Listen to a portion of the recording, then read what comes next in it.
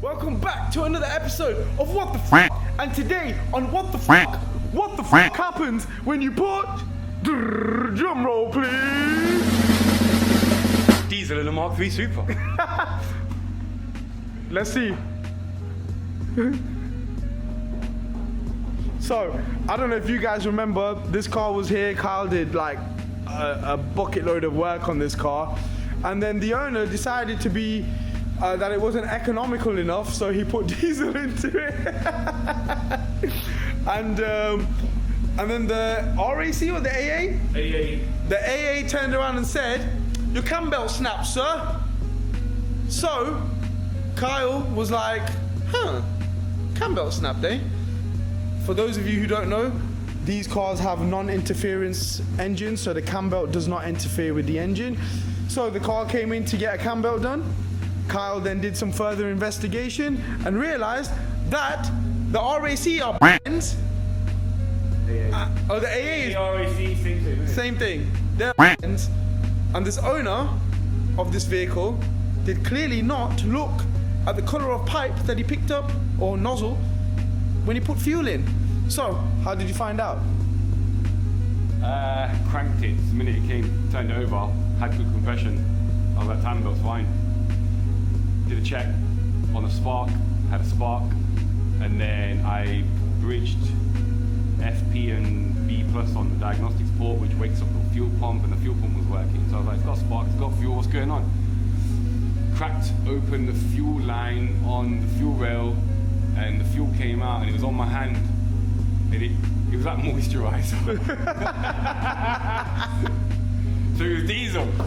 So I've had to drain the tank completely, pull the fuel rail off, injectors, clean them all out, clean the rail out, run some fuel through the tank, through the lines, put it all back together, and then put 2-3 gallons in and fired it up, and here we are. It's running, but it's smoking a little bit because obviously you're not gonna. It might smoke for a little while.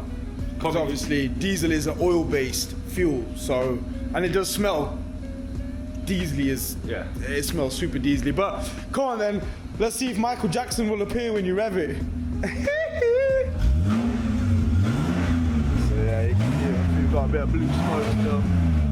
It's definitely cleared off. Getting there. Getting there.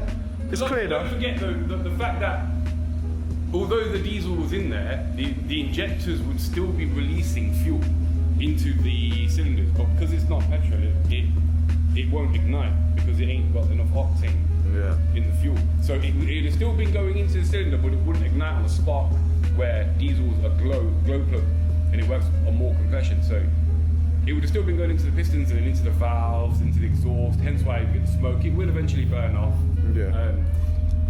But yeah. We'll get there.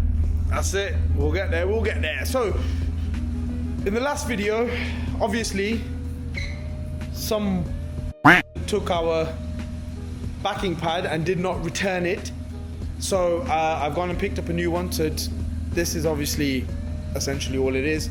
That screws onto the machine polisher, and then you have a buffing pad like so, and you just stick that on there, and that's it.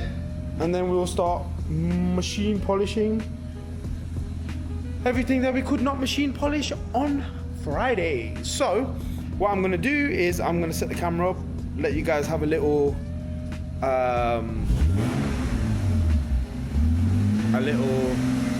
time-lapse video. So enjoy, and we'll catch you guys in a little while when we may take the Mark III to get more fuel. Dun, dun, dun.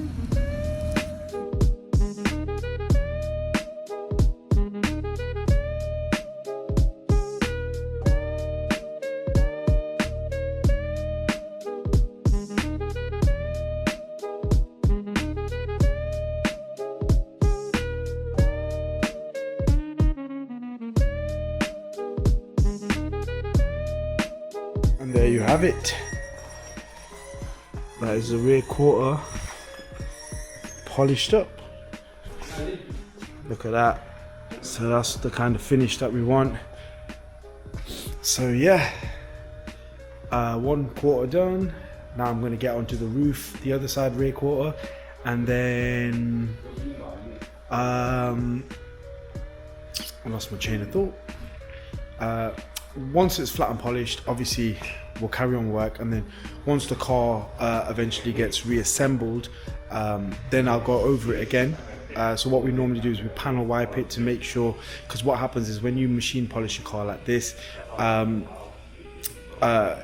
surface level, you've obviously polished it, looks great, but then as that compound starts to wear off, you can see sort of like flat marks or haze. So when you panel wipe it, what that does is it takes all the compound and polish off again, and then shows you anywhere that you might have missed. Then we'll remachine the whole car. Once it's all fully assembled, machine the whole car, then go over it with a G10, so basically to remove any holograms that might be on the paintwork from where we've obviously used the hard head. So we use a medium polishing head from there, and then after that we'll finish off with a wax, and then we'll ceramic it as well, so that way it's fully protected and ready to go. So yeah, GTO polished up, well, 1/4 is polished up. It's a nice clean finish there, so happy with that.